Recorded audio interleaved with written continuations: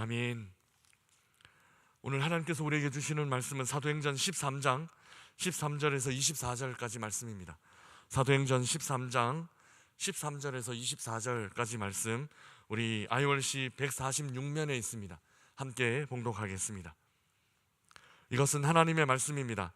바울과 및 동행하는 사람들이 바보에서 배 타고 밤빌리아에 있는 버가에 이르니 요한은 그들에게서 떠나 예루살렘으로 돌아가고, 그들은 버가에서 더 나아가 비시디아 안디옥에 이르러 안식일에 회당에 들어가 앉으라. 율법과 선지자의 글을 읽은 후에 회당장들이 사람을 보내어 물어 이르되, 형제들아, 만일 백성을 권할 말이 있거든 말하라 하니, 바울이 일어나 손짓하며 말하되, 이스라엘 사람들과 및 하나님을 경외하는 사람들아 들으라. 이 이스라엘 백성의 하나님이 우리 조상들을 택하시고 애굽 땅에서 나그네 된 그 백성을 높여 큰 권능으로 인도하여 내사 광야에서 약 40년간 그들의 소행을 참으시고 가나안 땅 7족속을 멸하사 그 땅을 기업으로 주시기까지 약 450년간이라. 그 후에 선지자 사무엘 때까지 사사를 주셨더니, 그 후에 그들이 왕을 구하거늘 하나님이 베냐민 지파 사람 기스의 아들 사울을 40년간 주셨다가 패하시고 다윗을 왕으로 세우시고 증언하여 이르시되, 내가 이새의 아들 다윗을 만나니 내 마음에 맞는 사람이라 내 뜻을 다 이루리라 하시더니, 하나님이 약속하신 대로 이 사람의 후손에서 이스라엘을 위하여 구주를 세우셨으니 곧 예수라. 그가 오시기에 앞서 요한이 먼저 회개 세례를 이스라엘 모든 백성에게 전파하니라. 아멘. 두 선교사가 파송되었습니다. 그들은 바나바와 바울이었고 수리아 안디옥 교회의 리더들이었습니다. 안디옥 교회는 이방인 중심으로 세워진 교회였습니다. 하지만 선교에 대한 열심이 특별했습니다. 5명의 리더 중 2사람을 따로 세우고 선교팀을 구성했습니다. 구브로섬에서 마가 요한이 선교팀에 합류합니다. 하지만 오늘 본문에서 그는 팀을 이탈하기도 합니다. 이 마가 요한이 사도행전 안에서 의외로 자주 등장합니다. 오순절 성령 강림이 바로 이 마가의 다락방, 마가의 집에서 일어났습니다. 그리고 지난 주일 살펴본 베드로 석방을 위해서 베드로가 감옥에서 풀려나기를 기도했던 곳이 어디였나 하면 이 마가의 집이었습니다. 좀 더 정확하게는 마가의 어머니의 집이었다, 이렇게 기록하고 있습니다. 성경은 아울러 이 마가의 어머니의 집을 교회라고 그렇게 표현하고 있습니다. 1차 선교 여행에 합류하지만 이내 포기하고 이탈합니다.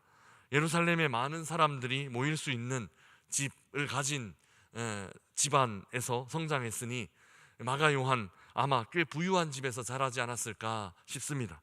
부유하게 자란 청년이 이 힘든 선교 여행을 견디기가 쉽지 않았을 것입니다. 배를 오래 타야 했고 또 산을 넘어야 했고 또 춥기도 하고 또 덥기도 한 그런 곳을 걸어가 복음을 전하여야 했으니 참 쉽지 않았을 것입니다. 그래서 아마 1차 선교 여행에 합류했다가 도중에 이탈했을 가능성이 있습니다. 나중에는 이 마가 요한을 2차 선교 여행에 합류시키느냐 마느냐 하는 것이 선교팀 분열의 빌미가 되기도 했습니다.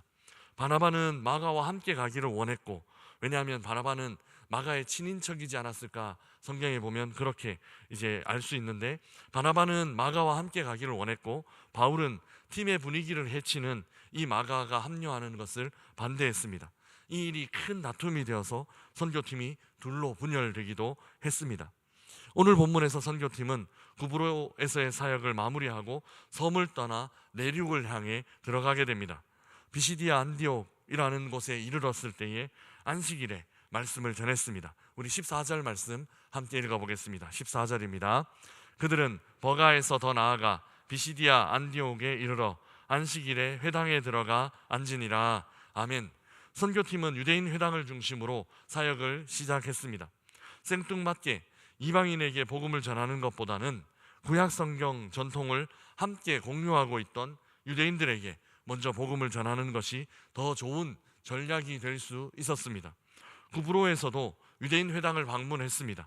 1차적으로는 유대인 회당을 먼저 방문하고 거기에서 별 성과가 없었을 때 그 도시에 있는 이방인들에게 나아가는 것이 선교팀의 전략이었습니다.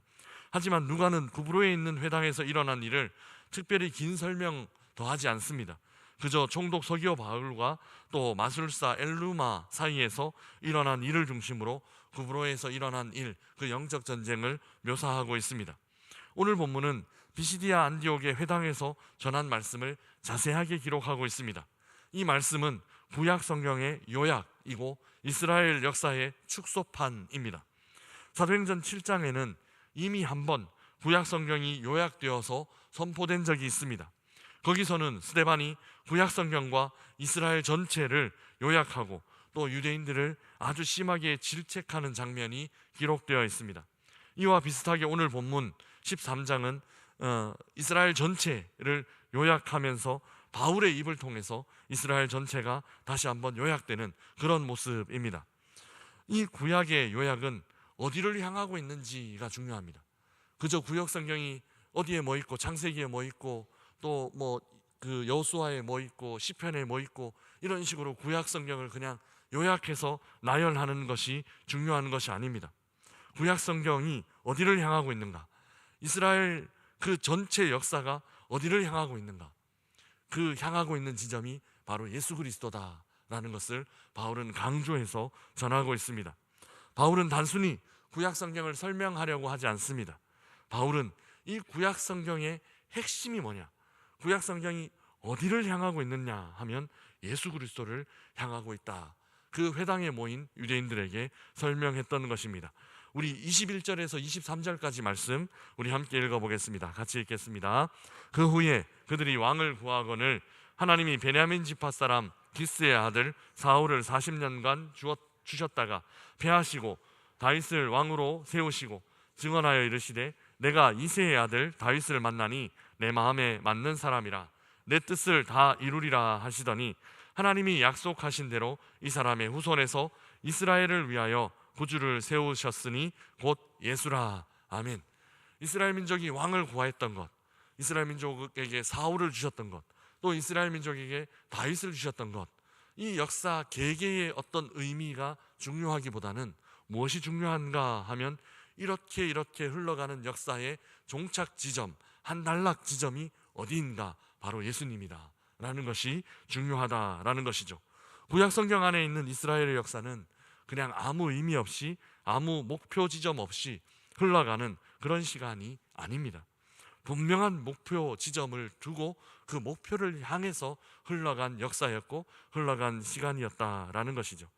이집트에서 노예였던 이스라엘 민족을 부르시고 광야를 40년간 방황하게 하셨지만 약속의 땅 가나안으로 그들이 들어갈 수 있었고 땅을 정복하고 차지할 수 있었습니다. 그 땅에서는 한동안 사사라는 통치자가 통치하는 시기를 겪었고 그 후 이스라엘은 왕을 요구하게 됩니다. 사실 이 왕의 요구는 굉장히 큰 반역과 같은 것입니다. 지난해 사무엘상을 강의할 때 설명드린 적이 있지만 이스라엘에 왕이 없었다 말하지만 사실은 이스라엘에 왕이 있었습니다. 누가 이스라엘의 왕이었습니까? 하나님이 바로 이스라엘의 왕이었습니다.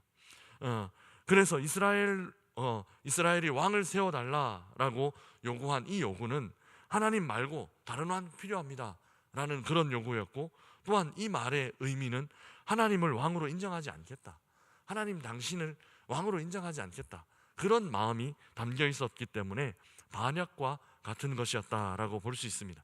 사울이 왕으로 세워졌지만 사울은 마음이 변했습니다. 그래서 하나님은 그를 버리셨고 새로운 왕을 세우십니다. 그 새로운 왕이 다윗입니다.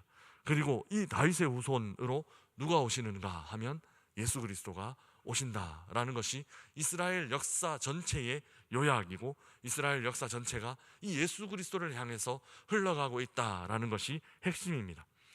이처럼 이스라엘 역사는 뚜렷한 목표 지점을 갖고 흘러가고 있습니다. 그 목표 지점이 바로 우리 주님 예수 그리스도입니다. 하나님께서 이스라엘의 왕이십니다. 그러나 이스라엘 사람들은 하나님 외에 다른 왕을 원했습니다. 다른 왕은 이스라엘을 바른 길로 통치하지 못했습니다. 긴 고난의 시간을 겪었고 이제 이스라엘뿐만 아니라 온 인류는 진짜 왕을, 진짜 바른 길로 우리를 인도할 수 있는, 그러니까 구원의 길로 우리 온 인류를 인도할 수 있는 왕을 얻게 되었습니다. 그분이 바로 예수 그리스도입니다. 바울은 자신의 연설 전반부를 마무리하면서 바로 이 예수를 언급하고 있습니다. 하나님께서는 다윗 왕의 후손에서 이스라엘을 위한 구주를 세우셨는데 그가 바로 예수다라는 것입니다. 역사는 분명한 목적과 방향을 갖고 흘러가고 있습니다. 그 목적과 방향이 바로 예수 그리스도입니다. 예수 그리스도가 온 인류를 구원하실 분이라는 것이고 온 인류를 통치하시는 분이라는 것입니다. 목적과 방향을 갖고 흐르는 역사, 이는 이스라엘이라는 한 나라의 역사 혹은 한 민족의 역사만 그런 것은 아닙니다.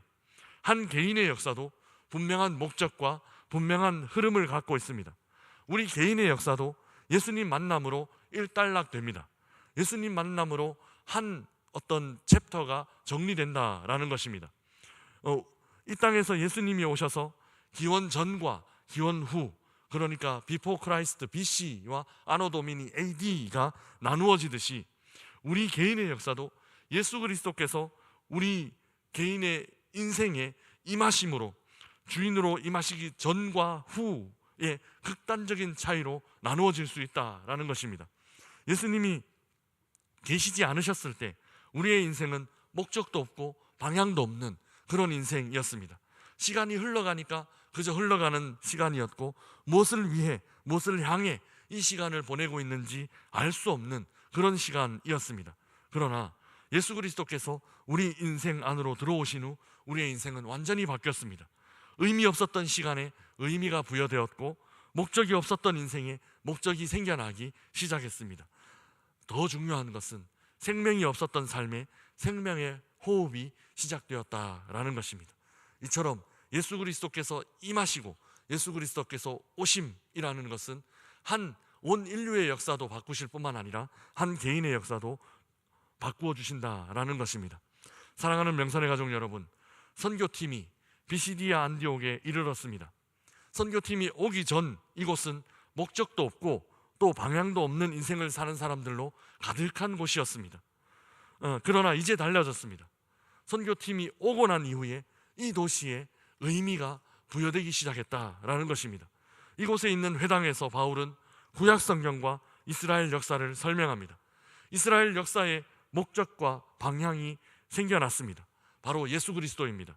이 연설을 듣는 비시디아 안디옥 사람의 마음에도 이 연설을 통해, 그리고 이 선교팀을 통해 목적과 방향이 생겨났을 것입니다. 물론 이를 듣고 거부한 사람들도 있고 또 이를 듣고 믿음으로 반응한 사람들도 있을 것입니다. 선교팀으로 인해 의미 없던, 무의미하던 한 도시에 의미가 생겨나기 시작한 것입니다. 선교팀이 비시디아 안디옥으로 왔습니다. 예수 그리스도는 인류의 역사에 오셨습니다. 그리고 우리 주님은 우리의 인생에도 임하여 주셨습니다. 오심 이전과 오심 이후는 전혀 다른 인생이 됩니다. 오심으로 어둠이 빛으로 바뀌었고 오심으로 죽음이 생명으로 변화되었습니다. 사랑하는 여러분, 오늘 하루도 우리 주님 오심을 경험하는 하루가 되시기를 주님의 이름으로 축복합니다. 우리의 삶의 자리에 오셔서 어둠을 빛으로 바꾸어 주시고 우리가 만나는 사람들마다 우리가 경험했던 생명의 역사가 함께 나타나기를 소망합니다. 방향을 잃어버리고 목적을 상실한 시대에 선교팀과 같이 주님 전하며 그 주님을 진짜 왕으로 인정하며 살아가는 복된 오늘 하루 되시기를 주님의 이름으로 축복합니다. 우리 주신 말씀 생각하며 찬송가